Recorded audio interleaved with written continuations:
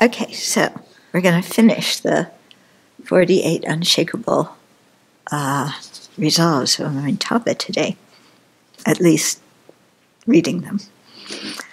If I should attain Buddhahood, bodhisattvas in my land would naturally hear the Dharma they wish for in accordance with their aspirations and vows. If this should not be the case, may I not attain perfect awakening. Okay, so sentient beings have different aspirations. Some follow the fundamental vehicle, the Sravaka vehicle, towards an arhat's awakening. Others follow the pratyeka or solitary realizer vehicle towards an arhat's awakening. Others follow the bodhisattva vehicle towards awakening. So people have different aspirations and different inclinations. Now, I imagine in Amitabha's Pure Land, he wants everybody to actually attain full awakening.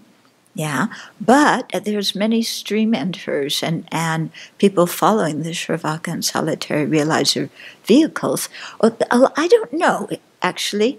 I take that back. I'm not sure if the stream enterers are born there. I have to look. But definitely fundamental vehicle arhats are born there. That I know.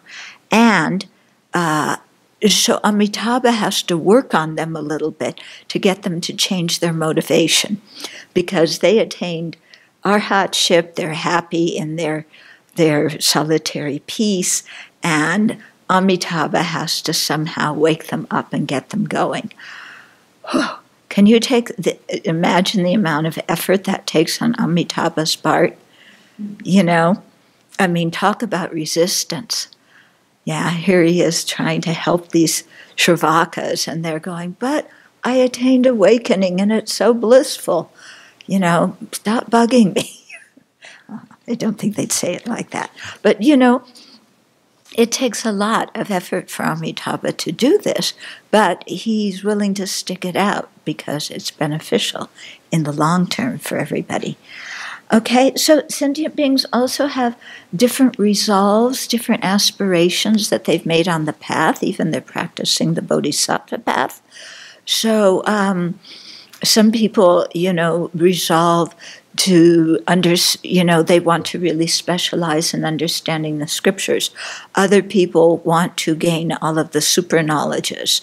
You know, of course, as Buddhas, they gain all of this, but, you know, while on the path, people have different aspirations. Other people, you know, want to manifest in gazillions of forms to benefit sentient beings in the hell realms. You know, those are the really brave ones. The other ones, you know, want to manifest in the human realm, you know, but that's hard enough, actually. You know, so anyway, the Amitabha is saying here that all these different beings with their different inclinations for their path, their different aspirations, they will all get the kind of teachings they need at that particular moment when they're in the Pure Land. So that's really something quite special. You know, we don't necessarily get that here, do we? Yeah, we go to one of His Holiness the Dalai Lama's teachings, and he's teaching, you know, what's he teaching? Sutra Alankara, and he's going into, you know, the 10 Bodhisattva bhumis, and he's describing this and that, and you're going, what's a bhumi? You know, like, what are you talking about? Or, you know, and then His Holiness will come and he'll say something easy that we can all understand. And then maybe he's teaching the tenets and he'll start talking about the Vipassakas and how they relate to the Sautrantrikas, but how the Chittamadhyans fit in and support different ones from different tenet systems. And you thought you had understood the tenet systems and you emerged from the teaching confused, let alone the people who haven't even heard of a tenet system. Okay? So, you know, we put it this way, we think we aren't getting the teachings that we need. Okay? We want to change the educational program so that it teaches us what we think we need to learn, what we feel like learning, not anything that's going to challenge us too much. It's like, can we have the Gerber's baby food version of the Dharma that's easy to digest, where I understand all the words, where, it's going to fit with my mind? Now, His Holiness is teaching a huge crowd. Even our other teachers, who aren't teaching a huge crowd, do we understand everything that they're teaching? We think we need to hear certain teachings, but maybe it's actually good for us to hear teachings we don't understand sometimes. Do you think that could help you? Yeah? Do you think it might help you lessen your arrogance to hear teachings you didn't understand? Do you think it might help you put seeds in your mind so that later on you can understand things that are real difficult? Do you think it might help in dissolving a little bit of the self-centeredness that says, my teacher should teach me what I want to hear, when I want to hear it, so that the Dharma is easy for me? Do you think any of that kind of childish, demanding mind might be lessened by hearing teachings you don't understand? Yeah? Okay? So, just because we don't like something, and just because it doesn't fit into our idea of how things should be, doesn't mean that it's not good for us.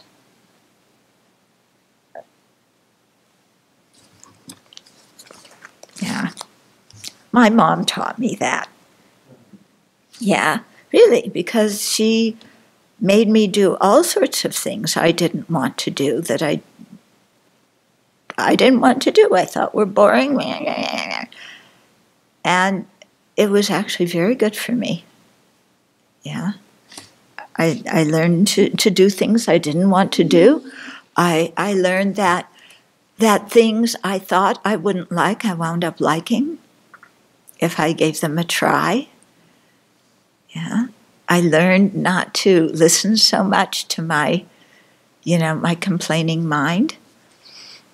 So that kind of stuff can often be helpful for us, yeah?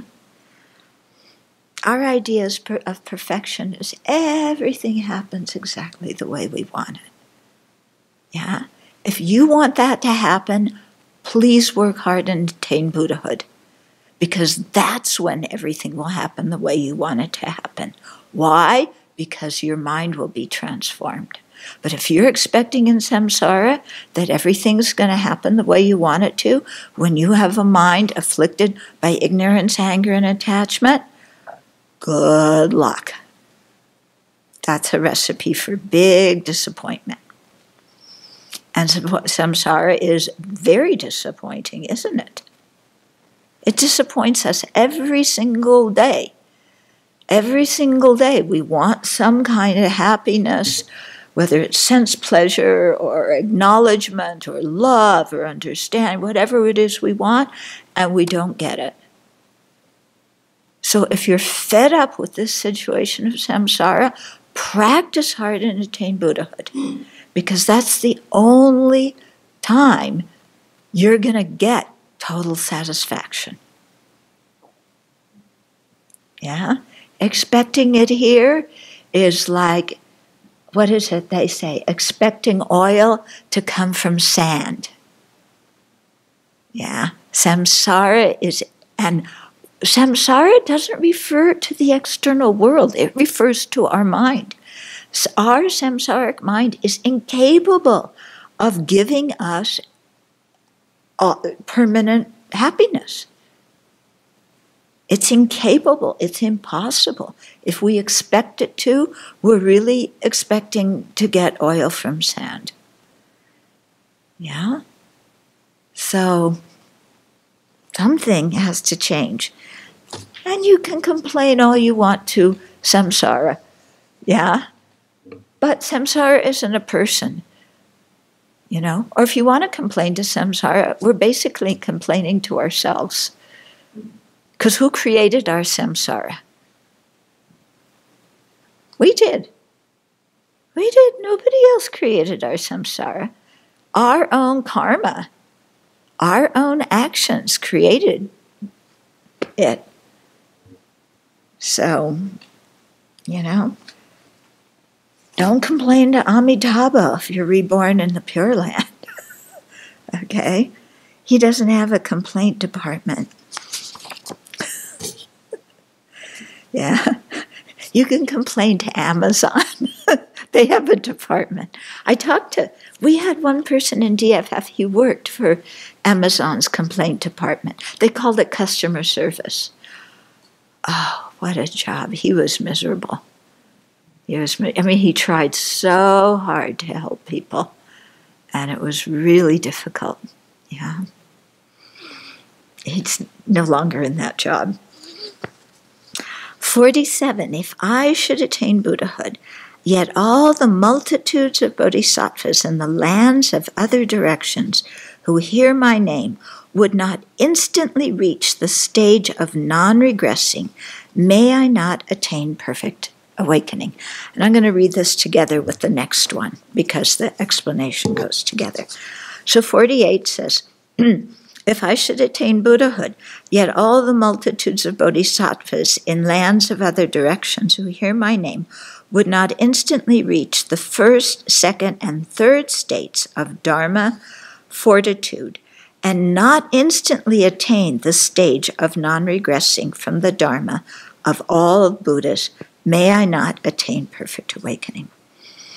Okay, so this is talking about attaining the Dharma fortitude and attaining the stages of non-regressing from the Dharma. Okay, both of these are talking about.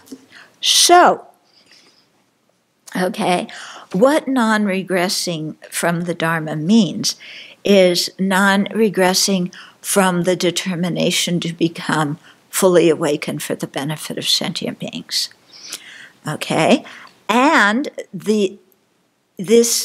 that non-regression happens in 3 stages, and those 3 stages correspond with 3 occasions of fortitude regarding emptiness.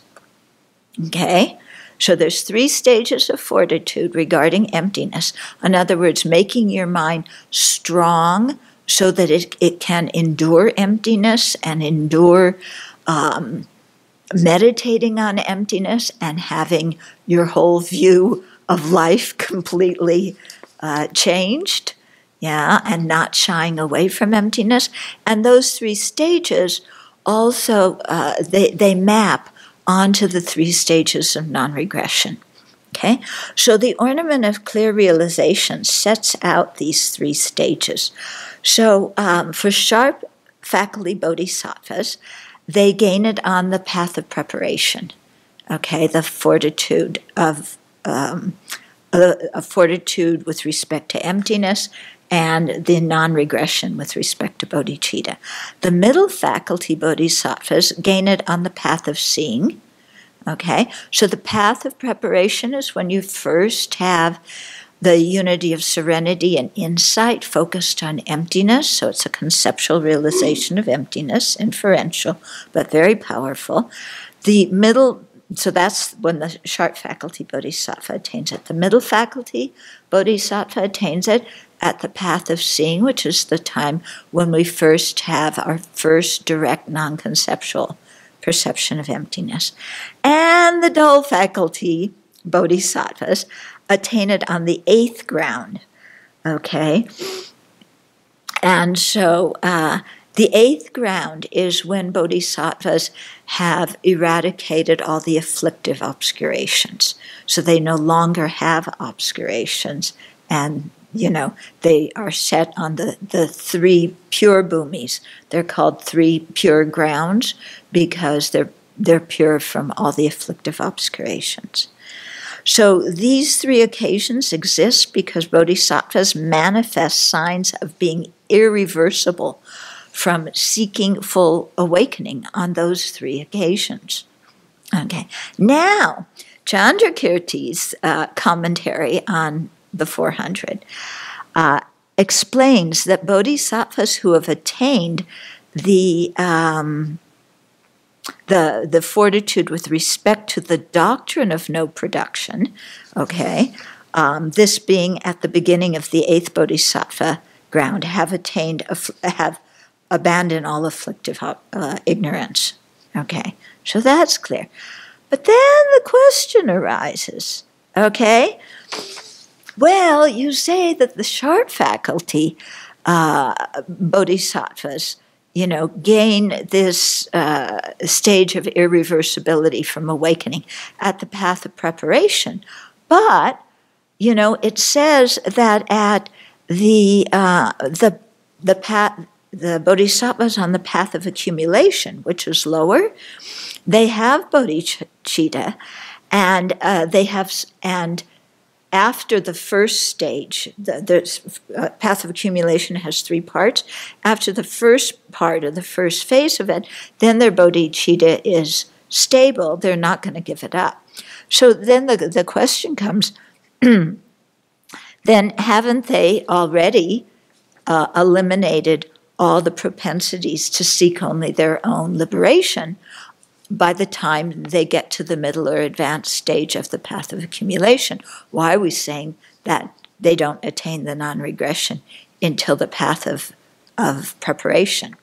Okay, so the answer is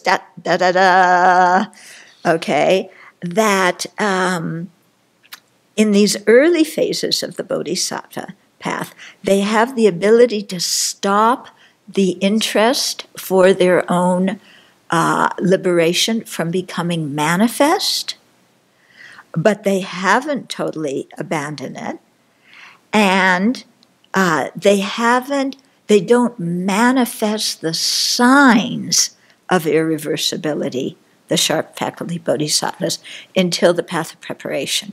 So there's a difference between being able to suppress the desire for your own liberation and generating the actual signs of irreversibility. Okay. So the 8th bhumi, 8th ground bodhisattvas have completely eliminated any propensity and its seeds for the wish for individual liberation. Okay, but in the early phases of the bodhisattva path, they have the ability only to stop this from becoming manifest. Okay? But again, it depends whether you're a sharp faculty, middle faculty, or lower faculty, because it seems the sharp faculty can abandon that at path of preparation, middle faculty at path of seeing. And us dull faculties, we just have to hang on there until the 8th ground, and then that will be abandoned. Anyway, so what Amitabha is saying here is that all the bodhisattvas, who hear his name, then they should instantly gain the 1st, 2nd, and 3rd states of the Dharma fortitude with respect to emptiness, and the stage of non-regressing from the Dharma. Okay? So those are pretty high realizations to be able to gain. So of course, like I keep saying, Amitabha alone can't make this happen. We have to cooperate with Amitabha and help him out by doing our share, which is doing the practice. Yeah. It reminds me of a joke I heard. If we Buddhaize this joke, somebody who's praying, Buddha, please, may I win the lottery? Please, may I win the lottery? I need money. I want to have money. Please, may I win the lottery? And then, after begging and pleading and buying, not winning the lottery, then he hears, the Buddha speak, and he says, buy a lottery ticket. You're supposed to laugh. So, so this is it. We've got to cooperate and do our share of the path.